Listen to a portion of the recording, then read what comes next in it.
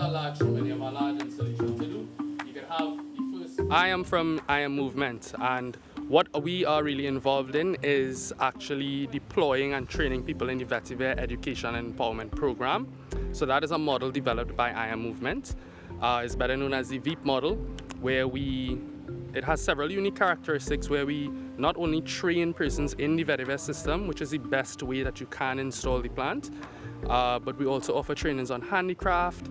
We do development of educational materials, particularly purely just by observation. I've realized that Charlottesville is a heavily fishing involved community. They really love their sea, they really love the reefs.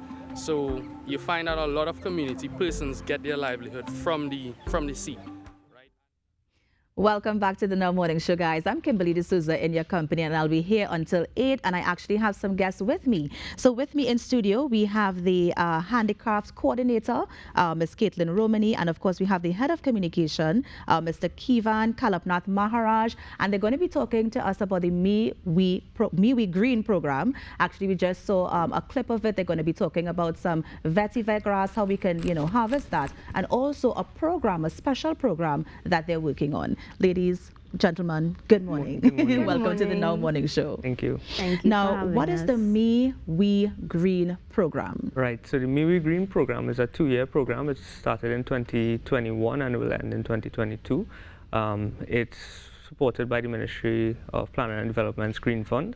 And what it is, it's basically taking vetiver grass, using it as a green infrastructure tool to really improve the climate resilience of communities that we are working in. So there are communities like East Port and Lopino, Diego Martin, Muruga Environs, Cedros and Icacas, Santa Cruz, Parman, Diego Martin, Cameron, Brazos Seca Environs, and Forest Park and Environs. Nice. So 8 communities that we're working in, last year and into this year. That's like a wide range of communities you just mentioned. There, you have a very, very wide reach. I mean, how did you achieve that?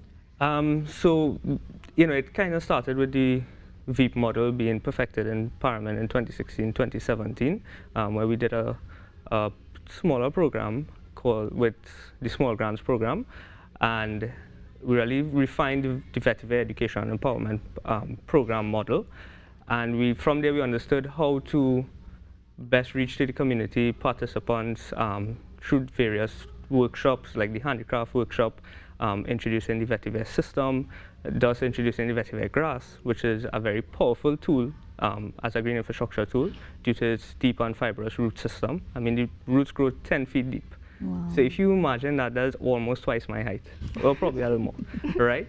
And if you think about it, just lining up in rows along hillsides, and just think about an underground retaining wall, like a net almost. So if you want to plant it in the vetiver system, which is the correct way to implement the grass, you could actually hold up the land. And the wonderful thing about our grass is not just the root system we could use many different things about our grass.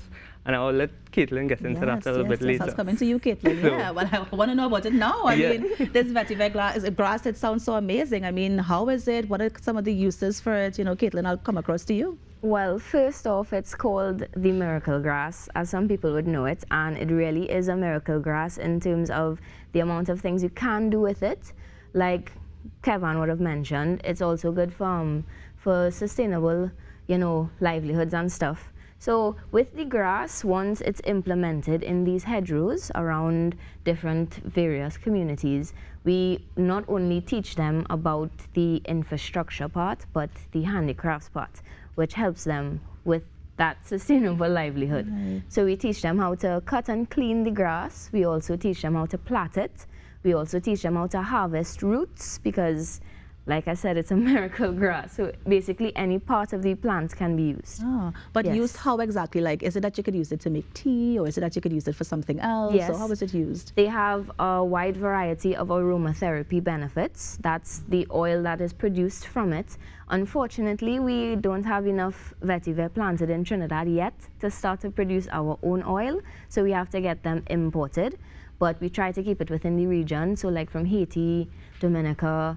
We try to keep it close. But the roots itself, you can put it in your pantries, you could put it in your wardrobe.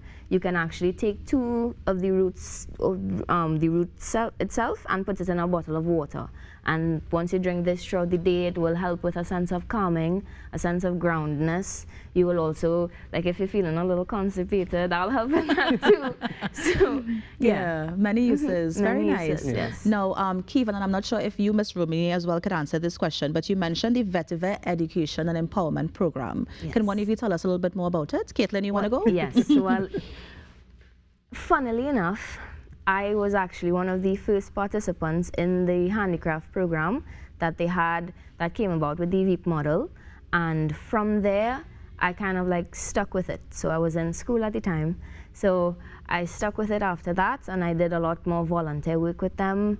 I did a lot more, you know, like I would say, like, you know, just general stuff with eye movement. And having done that and reaching where I am now, the VEEP Empowerment and Education Program is a program that I think a lot of people in Trinidad should bring about and should know about. Not only in terms of, you know, the sustainable livelihoods or the infrastructure tool, but in general.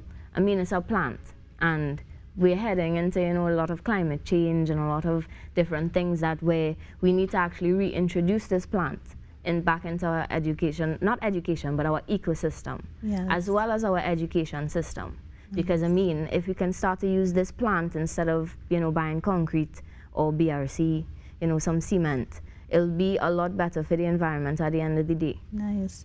Now, it's interesting, and I'm happy that you guys are actually on the program because, of course, you know, today is the International Day of Forests, right? And so we have this amazing wonder plant that can help us. But Kevan, if somebody wants to get interested in this program or wants to participate in this program, where can they go to? So what I would definitely recommend is persons reaching out to our social media pages at I Am Movement. It's spelled IAMOVEMENT.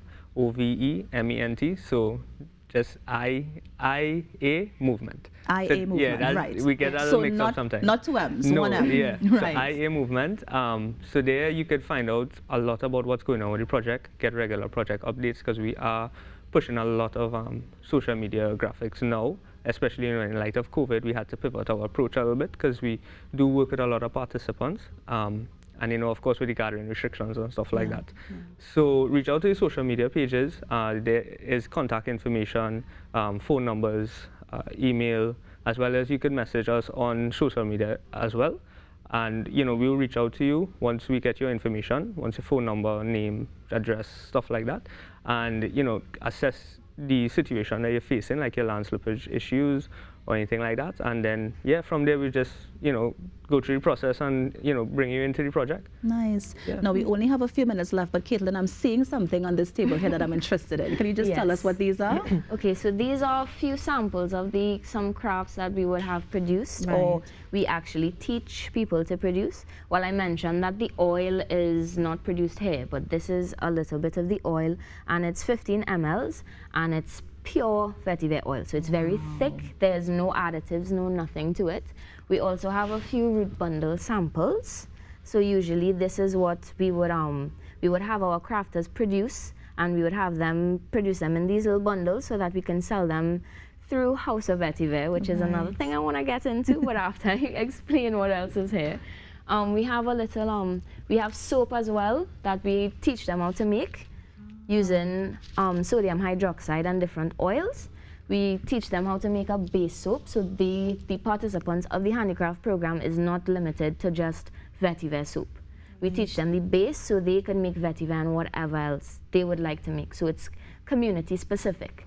So basically that's what House of Vetiver is. House of Vetiver is a company that is basically like an umbrella company. So we don't run it. We have the different crafters from the different communities. They produce crafts that would actually sell through House of Vetiver. So it also provides them with the opportunity for them to sell on their own. But if they are you know, getting a little struggles with that and whatever, House of Vetiver comes basically like their agent. So we just promote sales for them. Nice. Now, guys, we're unfortunately out of time, but Ms. Roamny and Mr. Maharaj, thank you so much. One more time, Mr. Maharaj, if they want to get more info, where can they go to? Check out our social media pages at I Am Movement. So it's IAMOVEMENT. And it has all the contact information there, the phone number, telephone number, email, and well, you can reach out on social media as well. Nice. Thank you so much, guys. Thank you so much for joining the Now Morning Show.